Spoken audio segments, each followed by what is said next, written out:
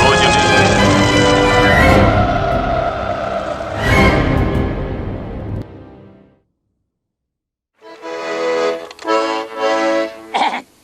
Враж, враг Германия, ах ты меня, откуль затем, ушу гостей свинцовой пулей, ах надо куску тайной штырь, тайной четырехгранной, ах отрамит Герман всю беру, тайной четырехгранной.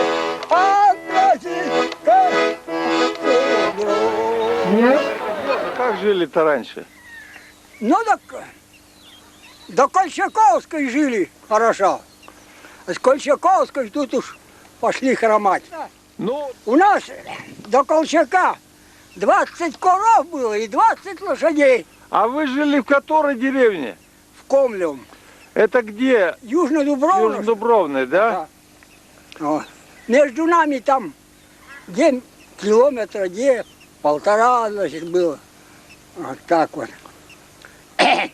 А в вашей деревне много народу жило? Слушай, не подсчитаю. А вот в Германскую тут 100 человек убили. Да ты что? Ага. А в ту Германскую в 14-м троих только. Вот какая была война-то. Вот у меня в ту войну-то дядю убили, Ага, а в эту войну брата убили. да. Вот, и обои были офицеры. Офицеры? Да, Здорово. вот. Тот офицером был дядя, и...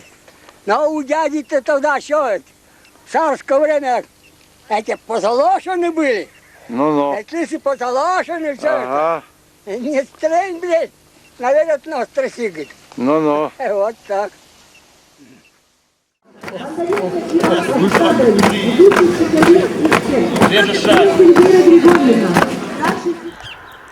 Татьяна Лаврова. 9 мая. 9 мая. В восторге и боль.